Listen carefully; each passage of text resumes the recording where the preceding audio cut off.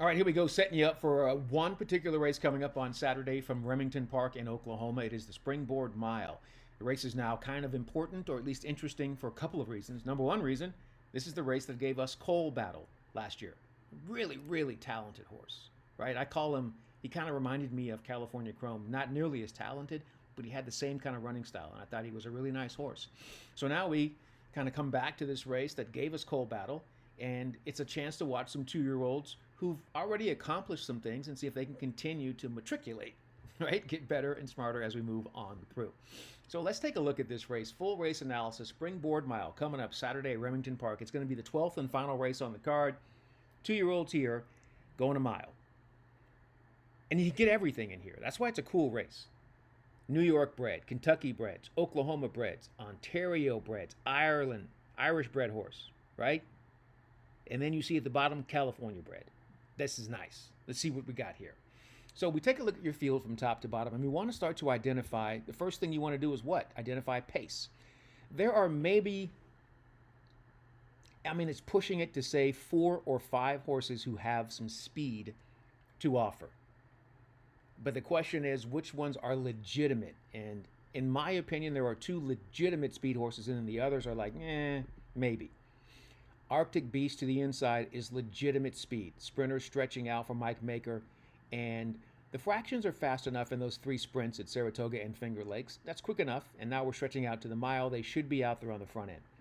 The other horse that's speed, and I feel like you don't have any other choice but to go to the front end, is My Dream Zapper.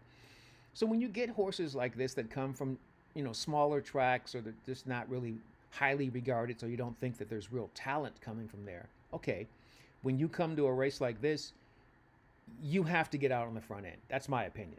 So I know the 1 has speed. I believe the 5 has to go and show some speed in order to be involved in the race, right? And then there are, 3 other runners that might have some speed. And the question is, will they use that? And those runners would be Western Man, the 9, stretching out. Big Apple Patrick, who used speed going a route of ground, even though it wasn't fast. They were still forwardly placed. Jets Rio, the 11, also used some speed last time out.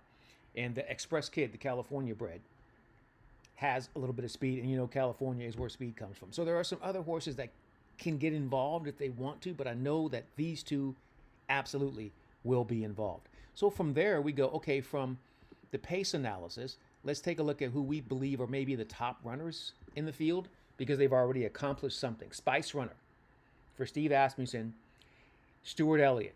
This combination, by the way, does a great job at Remington. But the point here is you've got a horse that's already routed 3 times. And when they went the mile, they won the Iroquois at Churchill Downs, a field of 10. That is not easy to do.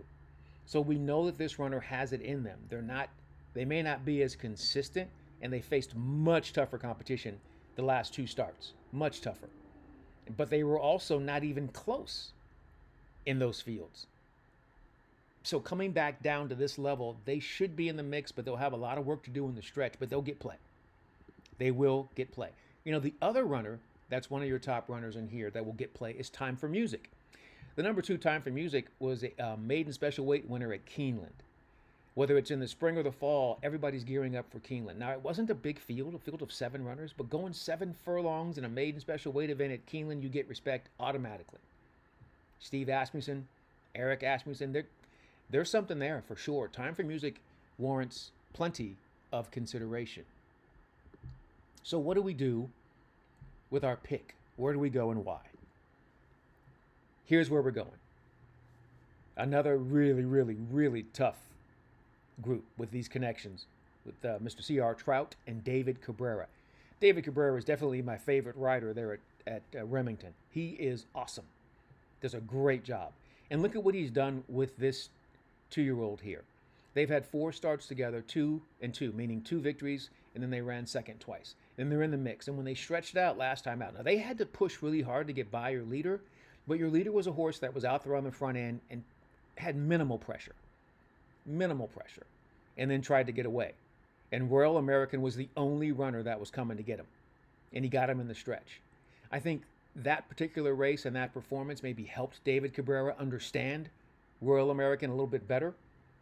And probably we're going to put this runner a little bit closer early on to the pace. But I love the morning line of 12 to 1. I love the connections. I like the pedigree. I like everything about this runner. And I really believe that we're probably not going to get. I